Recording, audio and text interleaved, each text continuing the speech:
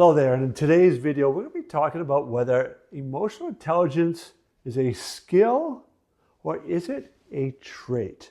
We'll be talking about what skill and traits are and how emotional intelligence factors into that next.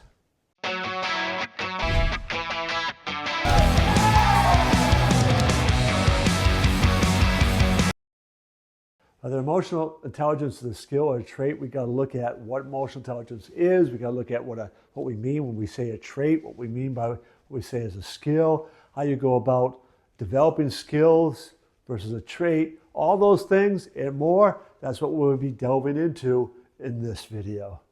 So emotional intelligence is all about understanding, regulating your own emotions and how you communicate with somebody else dealing with their emotions, right? So when you understand emotions and that people become reactive oftentimes under emotions and emotions will drive their behavior, that understanding, that knowledge can help you deal with somebody who's maybe lashing out at you because they're stuck in the emotion of stress or the anger, frustration, whatever it is.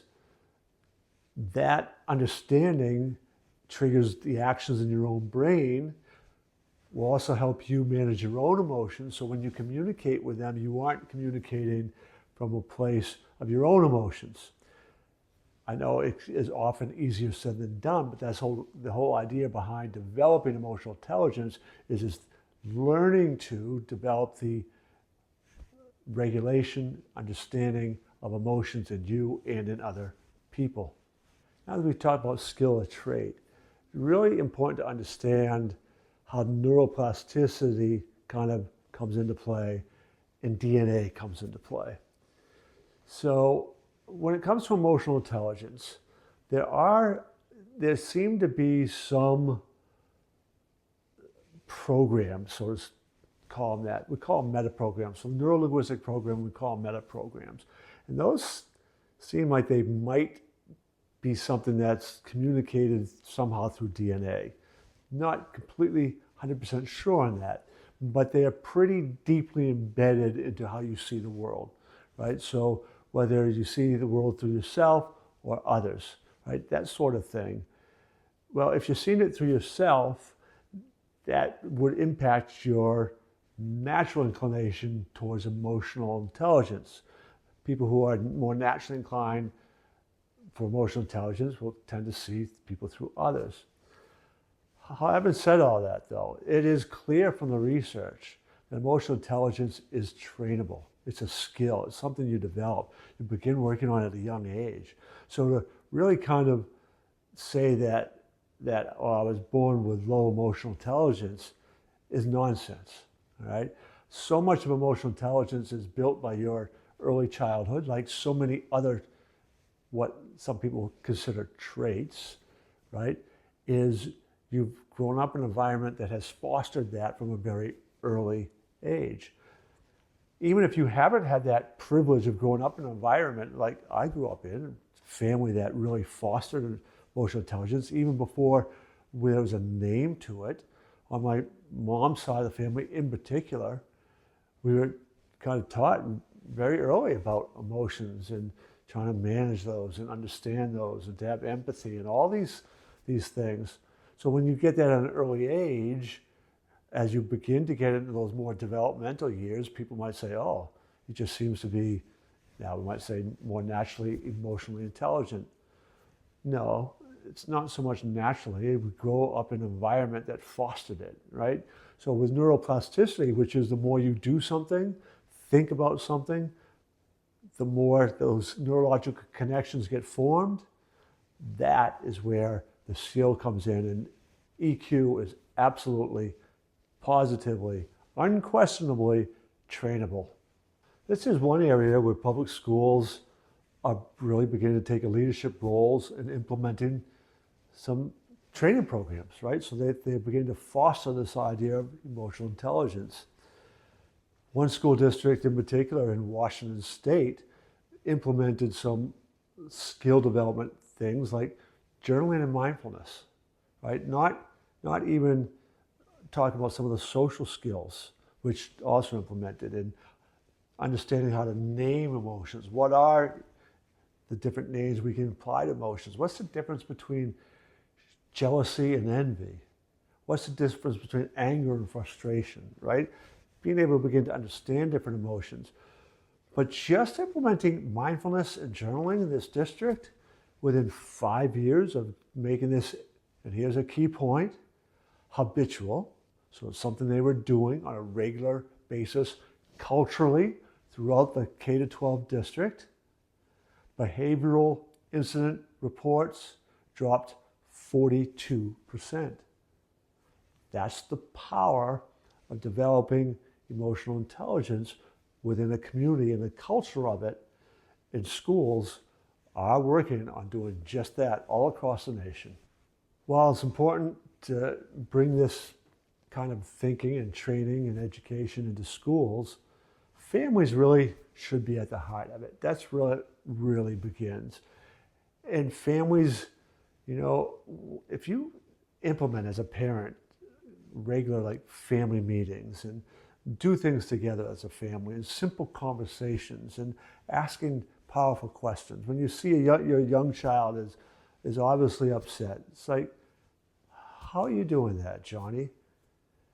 And at first, it's like, what do you mean, how am I doing that? Like, you've interrupted a pattern there. You try to begin to get them to think about, an emotion is something I'm doing inside.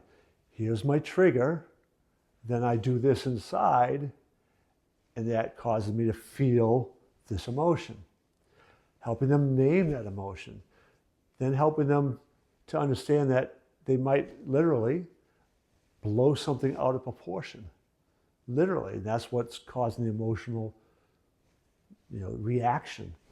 Like, never forget the example of a young student I had early when I had come back from learning my first experience with training in neuro-linguistic programming, coming back home to make some money before continuing my education. I was substitute teaching. And it was a second grade classroom, and I was in there for several days. But one day, this kid came in, I'll call him Johnny, came in from recess. It's like a second grader. And boy, steam's coming out of his ears. He's beet red, his fists are clenched, he's fighting down hard. He is angry. So I quickly, as the other kids are getting settled in, doing all that, this literally would take like 2 minutes. Hey, what's going on? What are you all upset about? Johnny called me a name. You can't. Okay, listen. You want to get back at him? You want to? Yeah, I do. This is how you do it. You got a picture in your head, don't you? Yeah. Well, listen. Just make that picture smaller. Move it farther away. Make it dimmer. And then pick Johnny up in that. Give him big donkey ears and donkey nose. And the kid begins to smile and laugh. And then I start anchoring that laughter state. Totally changed the state. It took about 1 minute, 2 minutes to do at most. But I gave him control and power back. They had an opportunity a little bit later. I was briefly able to talk to him about it, tell him about it. Those sort of things being done in a family on a regular basis is really powerful. It's how you teach those lessons of EQ. Now, let me give you 3 simple things, parents, that you can do. Schools, you can do it in schools, but if you're doing anything real formally in schools, it's going to go beyond this. But 3 simple things that you can begin to do is, at a young age, help kids begin to understand what they're feeling, right? Put a name to it. Put a name to the happiness, to the joy. Put a name to the frustration and the anger, the hurt. Just doing that is going to begin to help label and even awareness and interrupting patterns. Second, teach empathy, right? How do you think they feel? How would you feel if you were in that position? Those sort of connecting them, and kids are usually pretty good at that, helps broaden that empathy. The other thing powerful is teaching them breath work, because when you first begin to feel your own tension, your own stress, your own anger rise, and it's not easy, but a pause, change your own state, quickest way to do that is breath work. Can help you regulate your own emotions and kick out that rising stress or tension in yourself. Breath work is the quickest, easiest, most powerful way of doing that. So teach that early. Well, as we wrap up that video, I would encourage you to check out one of our other videos. In particular, you might want to check out the video, How to Improve Your Team's Performance with Emotional Intelligence. So you can check that one out today. And of course, subscribe to our channel so that we can get the people who need to find these to find them so they can hear the message. Thank you, and we'll come back and see you in another.